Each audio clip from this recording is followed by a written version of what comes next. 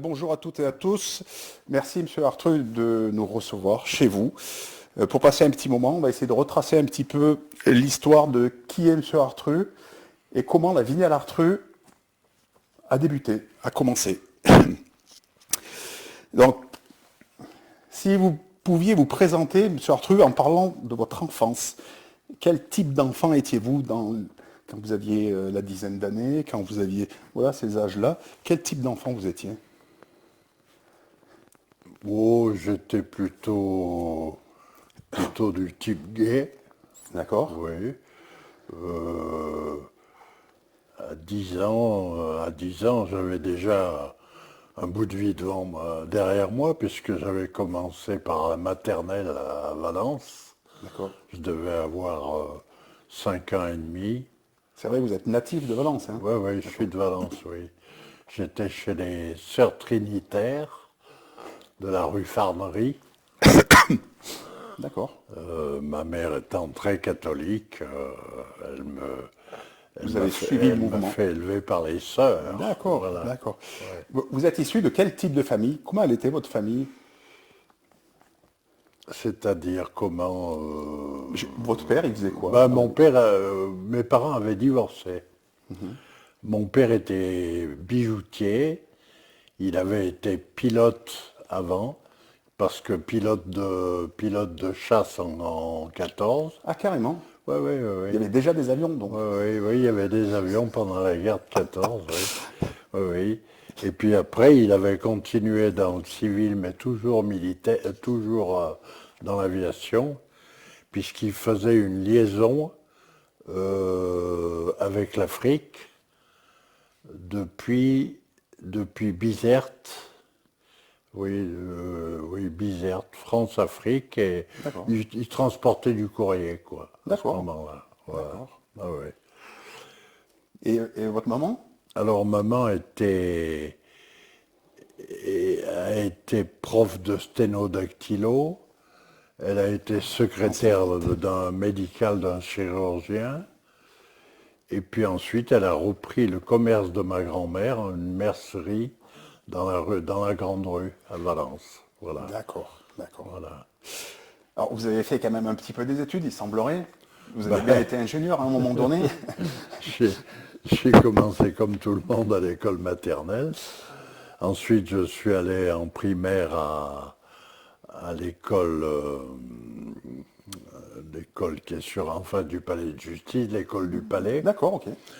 où il y avait pas mal d'Arméniens à l'époque, Ouais, ouais, puisque c'était une période d'immigration en vain, là. bien sûr. Grosse communauté arménienne sur Valence. Ouais. Oui.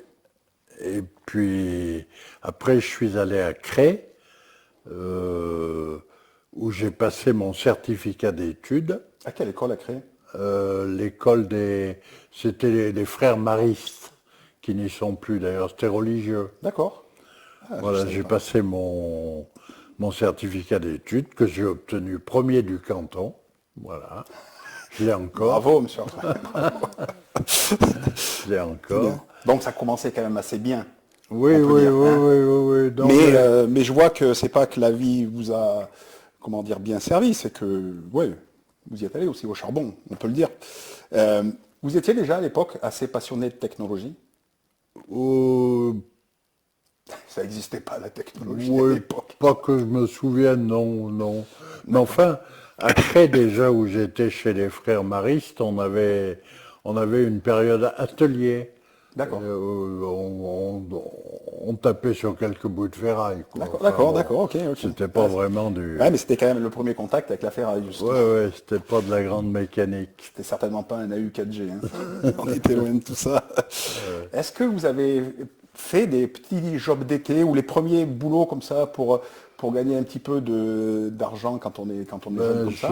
j'ai travaillé dans une ferme Ouais. à Montélier, chez les Rochats, ça s'appelait Rochat.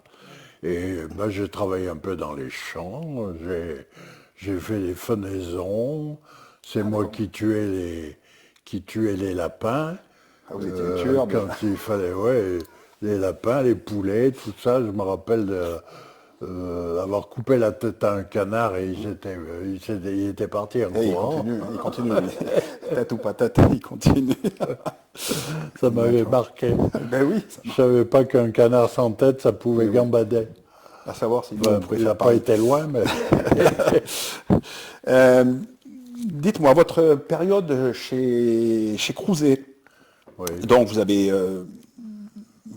étiez ingénieur chez Crouzet. Oui, après avoir, oui, Vous pouvez nous en parler un petit peu de ce que vous Ben, faisiez à l'époque? c'est-à-dire, j'avais commencé par l'école d'apprentissage supérieur à Lyon, l'école de la Belle Amache, et la sortie, on était un peu préparé à la sortie pour pouvoir entrer aux arts et métiers. D'accord. Voilà. Et je suis allé aux arts et métiers où j'ai fait 2 ans. Voilà. D'accord. Et donc chez Crouzet, vous avez été embauché en tant qu'ingénieur. Oui. D'accord. Oui. Et c'est là en fait que un peu tout se passe. Il y a la rencontre de ce monsieur Coulet. Oui. Voilà. Alors, si j'ose dire, son nom déjà, il n'inspire pas à monter une entreprise. Hein. Ouais, une entreprise où il est possible qu'on la coule. Surtout pour le type d'activité que vous aviez projeté. Donc, rencontre avec monsieur Coulet, vous pouvez nous en parler un petit peu? Oui, alors, son frère aîné était patron du bureau d'études chez Crouzet. D'accord. Et je l'ai rencontré au vestiaire. C'est plutôt lui qui m'a contacté un jour en me disant que il voulait faire quelque chose. Il voulait faire des remorques porte-bateau parce que il était dans le bureau d'études avec un copain qui s'appelait Vignal. Et le cousin de Vignal était constructeur de bateaux à Avignon. C'est pour ça que Il fallait les charrier les bateaux. il fallait charrier les bateaux, donc il fallait des remorques. Je me rappelle qu'on avait dans l'idée de faire des remorques tirées par des voitures, des remorques de camping, quoi. On en avait d'ailleurs vendu une à un des patrons de Crouzet, je m'en suis souvenu, qui s'appelait Cromen, qui était directeur général. Et la première remorque derrière voiture qu'on a vendue, c'était à lui. D'accord. Voilà. D'accord. Et la rencontre avec Edmond Vignal aussi, Oui. à cette époque. Oui, oui, Voilà. oui, Parce voilà. que dans l'esprit de beaucoup, en fait, bien sûr que le nom d'entreprise c'est Vignal Artru, donc nous, on voit un petit peu ce truc-là, alors que M. Coulet a eu une grande importance, en fait. Oui, Coulet, dans l'histoire. Vignal, Artru, voilà. Donc, On- pardon. on trouvait que phonétiquement, c'était dans le bon ordre. Coulet, Vignal, Artru. Voilà. D'accord. Euh, Justement, les premières idées d'association avec M. Coulet, comment ça s'est passé? Vous avez discuté un jour et c'est lui qui vous a dit, tiens, moi je ferais bien ça, des remorques de bateaux, et vous avez adhéré directement? Comment ça s'est passé? Alors là, c'est vraiment, je me demande moi-même comment on a pu se rencontrer. Enfin, on travaillait pas loin l'un de l'autre, puisque le bureau d'études était au moins à 20 mètres, quoi. Ah, d'accord, ok, oui, On oui. était à Granges-les-Valences. Le bureau d'études était tout près. On se voyait au vestiaire, puisque le vestiaire était commun. Donc je pense que, mais je vois pas dans le détail pourquoi il s'est intéressé à moi ou moi à lui, je ne me rappelle plus. Est-ce que vous aviez déjà dans l'esprit, vous, une âme d'entrepreneur ou pas? Ou vous ne vous posiez pas ces questions à cette époque-là? Non, je ne me D'accord. posais pas la question, non, j'avais un emploi, Eh ouais, eh ouais. il allait évoluer, mais D'accord. je pense que c'est la conjonction avec Coulet qui avait davantage l'idée de faire quelque chose par lui-même. D'accord. C'est lui qui m'a entraîné. Oui, oui. On va aborder maintenant quand même un des éléments, il me semble, essentiels. C'est-à-dire que voilà, vous êtes monté avec M. Coulet, et tout ça, ça s'est passé donc à Chabeuil, route de Cré. Route de Cré. Voilà. Oui. Et donc à cette époque, si mes souvenirs sont bons de ce que je me suis laissé entendre, vous étiez dans un petit garage, Oui, oui. très modeste. Oui, c'était petit, oui. Au niveau machine, ça devait être Au niveau des petits tours machine, croisés, des choses comme ça. on avait trouvé un vieux tour, mais un vieux tour de la guerre de 14, hein. D'accord. Et toutes les autres machines, c'est nous qui les avons acquises. D'accord, d'accord. D'accord. Et donc à cette époque, quand vous vous êtes installé donc route de Cré à Chabeuil, c'était la construction des remorques pour Des bateaux remorques, à oui, l'époque. oui, oui, Et oui, tout tout ça, à c'était fait. donc en 59, c'est ça? Le Oui, lancement, ça a été en il me 59. semble, oui, D'accord, ok. 59, oui. Ok. Ah oui. Après, il y a eu quand même un gros pavé, un pavé qu'on peut penser, nous, important, c'est la construction des bâtiments route de Romans. Oui, Vous pouvez nous en parler un peu?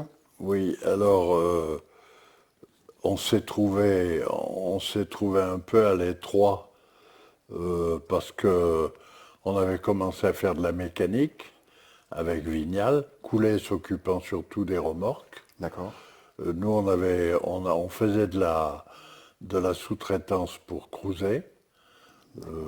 On passait tous les jours, on nous donnait des pièces à faire, D'accord, des d'accord. plans. Voilà, et puis finalement, je vois pas pourquoi on a quitté ce garage, mais certainement problème de place, oui, de place. Puis certainement, enfin, Alors, conscient ou pas conscient, de l'ambition on peut-être? n'est pas allé tout de suite là sur le site définitif. Ah ouais. Ah non, Ah non, d'accord. non, Ah, non, on a il y a été... eu un intermédiaire. Oui, oui, il y a un intermédiaire, c'était le bas d'un bâtiment dans le quartier qui s'appelait les Bourbourets, Ah oui, mais oui, oui, bien où on sûr. habitait en appartement et le rez-de-chaussée était une pièce qui n'avait pas été divisée en appartements, qui était assez grande, faisait 20 mètres sur 10, Ah quoi. d'accord, il y a eu cet C'était le intermédiaire. bas Je du ne connaissais bâtiment, pas. oui, oui, c'est là qu'on avait installé les machines. D'accord. Après, la construction des bâtiments en route de Romans, ça a dû être quand même quelque chose d'excitant. Ah bah oui, oui, ça, Ça vous a empêché de dormir un peu la nuit? oh, Non. sûrement pas, non, non, non, non, non, non, mais je pense que, oui, on a fait ce bâtiment pour avoir vraiment un bâtiment industriel séparé, Ah pas oui, habité par des voisins, bien quoi. sûr, bien sûr, Parce bien qu'on sûr. était au rez-de-chaussée dans ce petit bâtiment de Bourbourg, mais il y avait des voisins au-dessus, Eh quoi. oui, bien sûr. Voilà. Eh oui, c'est pas pareil. Donc, route de Romans, c'est les locaux que nous avons pratiquement tous connus, qui a commencé par un bâtiment, puis deux, et puis Ouais, c'est ouais, parti voilà, comme des ouais, champignons ouais, après, ouais. hein.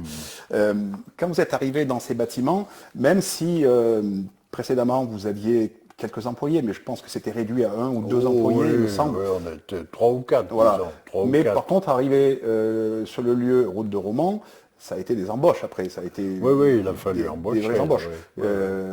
Ça a dû être un petit peu spécial. Enfin, quand on commence, je pense que c'est là que commence vraiment la vie d'un Oui, entrepreneur, c'est-à-dire oui, que prendre la responsabilité d'embaucher. oui, oui, absolument. Ouais. Ça a dû être, ça a dû être quelque chose, voilà.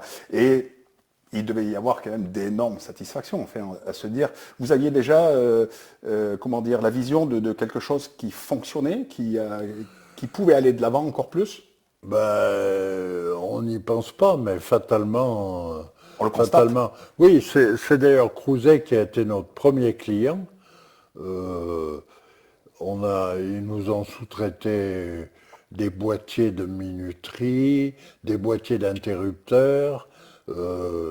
Il y avait une navette qui venait, qui amenait les pièces, qui les ramenait quand elles Ah ouais, étaient d'accord. faites. Ouais, Oui, ouais, ouais, oui. ouais. On a travaillé pratiquement que pour Crouzet, quoi, au début. D'accord, ok. Oui, Ouais, ouais. oui. Et puis sont arrivés, alors j'ai pas l'année, mais les hâtes de IBM. Ah oui, alors Voilà, ça, donc c'était un peu plus tard. c'est quand même un gros pavé de venir. Vous savez quelle année à peu près ça a commencé avec IBM, les hâtes? Ça, je ne saurais pas le dire, mais... C'était suite à une rencontre, il me semble, d'un représentant de chez IBM, non? je- oui, je pense que c'est pas nous qui sommes allés à eux. Ah, d'accord. Oui, je crois que c'est eux qui sont venus nous voir. Ils étaient à Montpellier. Et j'ai fait après la navette souvent Montpellier, D'accord. Montpellier-Chabeuil. Et on a entamé une fabrication de pièces destinées d'abord au site de Montpellier et on l'a étendue ensuite sur leur proposition à l'Amérique, Aux États-Unis. à Ouais. Poughkeepsie au-dessus de New D'accord. York. On Voilà. rappelle un petit peu, un hâte, c'est enfin, Alors, c'est un ensemble de un hâte, pièces. c'est un contenant, C'est un contenant de pièces d'une plaque électronique qui est palpé par des petits pistons poussés par des ressorts et qui vient assurer l'évacuation de la chaleur Voilà. qui est générée par le fonctionnement. On se remet dans le cadre de l'époque, c'est-à-dire c'était les systèmes informatiques professionnels des années 80, c'est-à-dire c'était des gros systèmes qu'on pourrait réduire de nos jours à un téléphone. Mais voilà, c'était l'époque et ça a donné du travail à Vignal Artreux et c'est quelque chose qui a bien marché. Oui, on n'envisage pas aujourd'hui un ordinateur refroidi à eau comme un radiateur de voiture. Complètement. Alors que c'était le cas. Voilà. C'était le cas. Donc, on vient de voir un petit peu vraiment l'épopée des hâtes, qui a été une activité très présente chez Artreux. Quelles étaient les autres fabrications, les autres clients à cette époque, les grands clients, les grandes fabrications, selon vous? Les grandes fabrications, je ne sais pas s'il y en avait, il y avait beaucoup de petites sous-traitances qu'on allait quérir chez Crouzet. Puisque j'habitais Valence, on habitait tous Valence pratiquement. Pratiquement, oui. Et on passait tous les jours en début d'après-midi chez Crouzet où on était reçus et on nous proposait des plans. D'accord. Voilà, des plans. Ah, c'était aussi quand même une belle époque. Hein. On a souvent parlé, vous et moi, des 30 Glorieuses, et ça fait partie un petit peu de ça. C'est les Glorieuses, oui. Alors, votre aventure, on va dire, à la tête de Vignal Artreux, ça a duré des décennies, hein, on ne va pas se mentir. Quelles sont les personnes qui humainement, je dis bien humainement, vous ont le plus marqué pendant ces décennies? C'est qui ces gens qui vous ont quand même laissé des souvenirs, bons, pas bons, j'en sais rien, mais qui vous ont vraiment marqué? En interne, on parlait de Biquet tout à l'heure. On va aborder ce chapitre après, oui. Obligé. Oui. À part ça, j'avais toujours de bonnes relations avec Crouzet, puisque j'y avais fait un séjour, on y avait tous fait un séjour, donc on avait beaucoup de copains qu'on revoyait bien sûr. au moment où on allait prendre du boulot tous les jours, en passant tous les jours ou les 2 jours, et on s'arrêtait à 2 heures de l'après-midi souvent, avant de continuer sur Chabaille. Vous aviez aussi tissé des liens quand même assez étroits avec certaines personnes de IBM, il me semble. Oui, je sais pas qui nous a orientés vers IBM. Je ne me souviens plus de.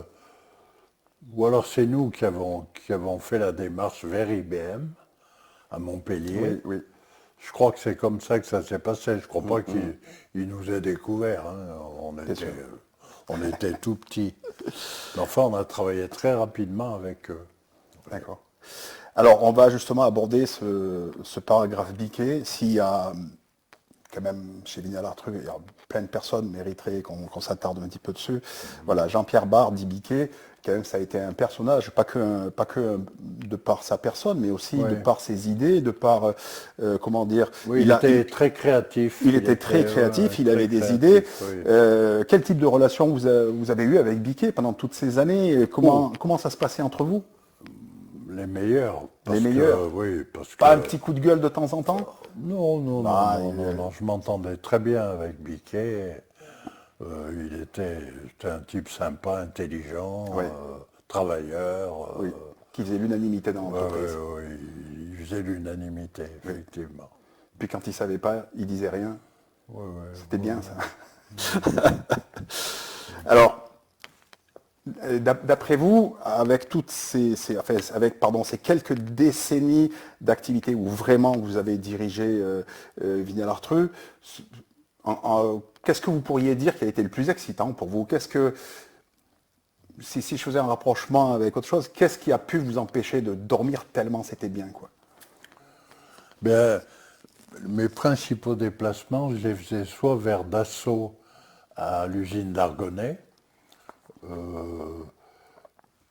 je ne me souviens plus très bien des raisons pour lesquelles on a commencé à travailler avec Dassault, mais enfin ça a été un très gros fournisseur de boulot. On peut dire, je me souviens principalement Dassault à Argonay et de IBM à Montpellier. Voilà, où c'était vraiment des moments charnières. Oui. C'était nos deux plus gros clients de l'époque. Bien sûr, bien sûr. Alors ce qui m'a amené à aller après aux États-Unis sur leur conseil, parce qu'ils m'ont dit, on fait des pièces chez nous, mais il y en a 10 fois plus à faire aux États-Unis. Et le père Arthur, qu'est-ce qu'il fait? Eh bien, il y va. Oui, j'ai dit, ben on va voir. Bien sûr. Voilà, on a un petit peu fait le tour de cette épopée Vignal Artreux. Maintenant, bon, on arrive à la fin de cet entretien, Monsieur Artreux.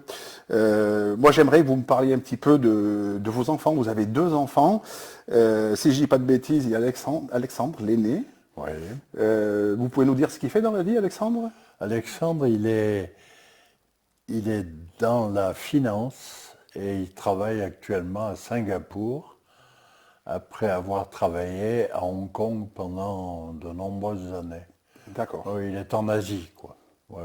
D'accord, ok. Il est en Asie, marié, il a 2 enfants, 2 filles. Oui, voilà, et donc le cadet, Guillaume, qu'on a vu pour la plupart chez Vignal Artreux, qu'on a vu tout petit, parce que des fois vous traîniez dans l'atelier avec lui au bras, moi j'ai des souvenirs de ça. Et donc lui, qu'est-ce qu'il fait dans la vie? Alors Guillaume, il n'a pas brillé dans ses études. Non, ça ne le tentait pas beaucoup. Finalement, son premier job, il l'a eu à Paris. Il a travaillé dans un restaurant où il était serveur. D'accord. Un restaurant qui existe toujours d'ailleurs. C'est des bonnes expériences. Vers Montmartre, là-bas. Voilà. Et puis alors après, maintenant il fait de la pro. Il a monté des systèmes d'approvisionnement pour les restaurants. Il s'occupe des transactions avec le marché de Rungis. D'accord, d'accord. Ça, voilà, il est toujours en fait dans la restauration, si c'est en amont. C'est lui, c'est Alexandre Guillaume qui s'est marié récemment? Oui. D'accord, ok. D'où le fait que vous n'avez pas pu venir à cette fameuse journée où il y a eu les retrouvailles du personnel de Vignal Artreux. Et normalement, c'est un secret pour personne, on fêtait vos 90 ans à distance, on va dire, Monsieur Artreux. Donc j'en déduirai que vous n'êtes quand même pas un perdreau de l'année, hein, on va le dire. Voilà. Moi, j'aimerais conclure cet entretien en vous posant une question un peu vicieuse. Si c'était à refaire, comment vous referiez? Qu'est-ce que vous ne referiez pas? Je crois que j'ai rien décidé pour ma vie. J'ai suivi ce qui s'est passé. J'ai un peu subi les événements qui se sont bien enchaînés. J'ai peut-être persévéré parce que ça me plaisait. Vous les avez bien subis, hein? Oui. Ah non, mais quand on dit subi, c'est n'y voyez rien de négatif. Oui, c'est positif. J'ai suivi pas à pas, ce qui s'est présenté. Pas de regret? Pas de regret du tout. D'accord. Très bien. Pas de regret du tout. Écoutez, très heureux d'avoir passé ce moment avec vous. Merci encore une fois de nous avoir reçus chez vous sobrement, simplement, gentiment, avec mon ami Mèche, qu'on ne voit pas, mais qui est derrière les caméras. Voilà. Et voilà. Donc, je vous dis au revoir, et puis on va donner des nouvelles à tout le monde. Voilà. Au revoir, Monsieur Artreux, je vous serre la main. Ça me fera plaisir. Voilà. Au revoir.